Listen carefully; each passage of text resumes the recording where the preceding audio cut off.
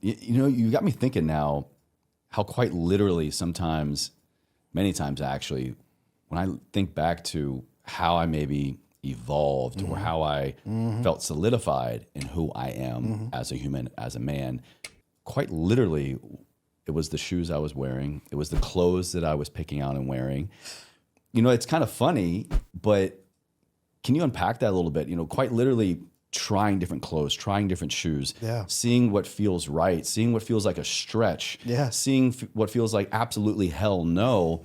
Is there actually a way to equate our attire to the type of man that we are? Oh, absolutely. I was reading a fantastic book called The Appearance of Power. And in it, they talk about how every tribe of men, every group of men has signals of power, even down to the watch that you're wearing. This watch, I have a phone. You're wearing a watch. I'm wearing a watch. Why do we wear watches anymore, right? We have clocks on the walls. We've got a phone in our pocket. What does this mean? My time is so important that I need to wear a device on my wrist that I can look at any moment to track the minutes that I'm spending.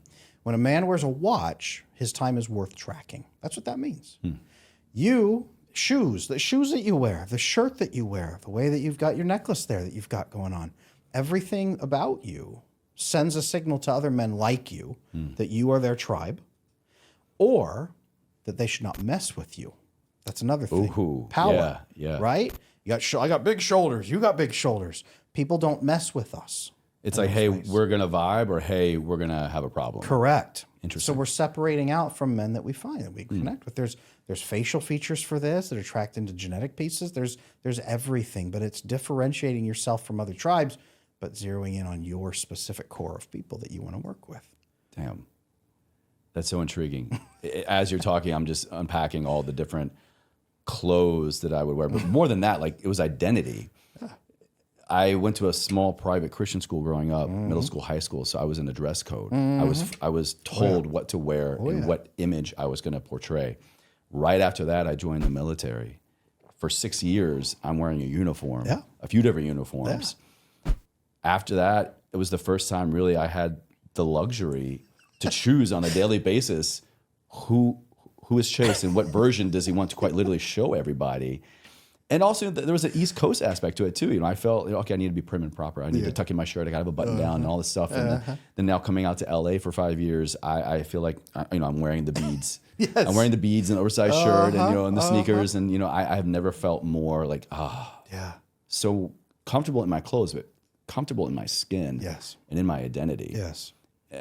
And it seems so dumb, but to have you kind of explain it, that is such a strong representation of outside matching inside, or how to maybe choose to let your inside finally have an external expression. Right.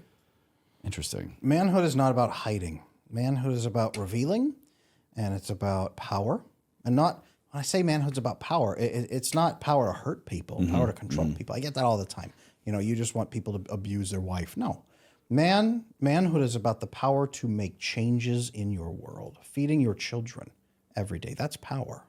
Taking care of somebody who's injured, being able to take them into your home when they have nowhere else to go, that's power.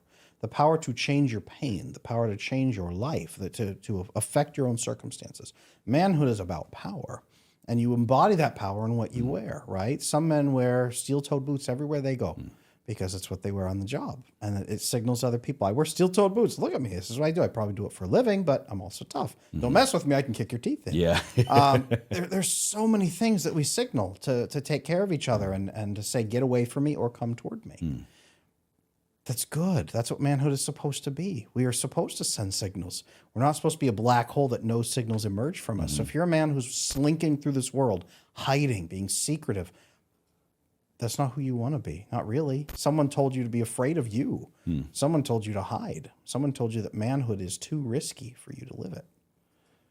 Do you feel like maybe right now, collectively, we'll just say here in the U.S., do you think men are struggling more with how do I obtain this kind of power you're talking about? Or do you feel like I've got it, I'm there, I'm just really struggling with how to accurately kind of share it and represent it? Shoot.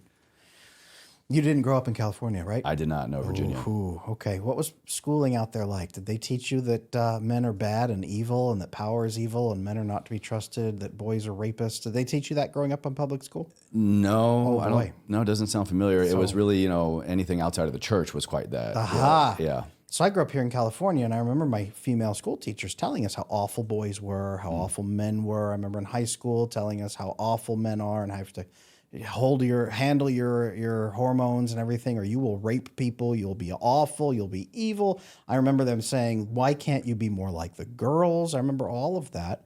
So a lot of men, it's not a matter of can I get power or should I use power? It's I am bad if I have power. Wow. I am bad if I have power. I am bad if I try to use power. I am bad if I am a man.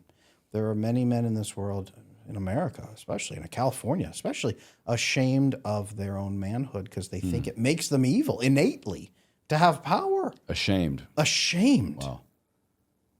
Have you met men like that? Yeah. Yeah. I don't know if some have really kind of maybe not said that, but Yeah. kind of reflecting on them. How do you feel when you're in their presence? When they're hiding, they're covered up, they're ashamed. Do you feel secure? Do you feel like they've got things handled? Do you feel bonded with them? No, there's definitely a missing link.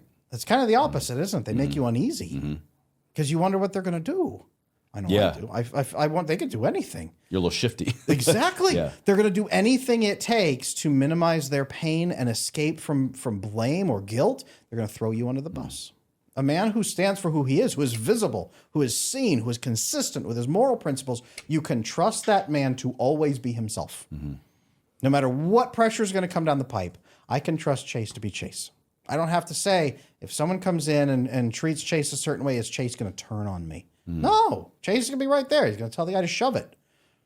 Yeah. I can trust you to be you because you are consistently yourself. If you are not consistently yourself, nobody can trust you. That's why when a man walks in a room and he's consistently himself, everyone gravitates to him and they feel safe around him because then he's predictable.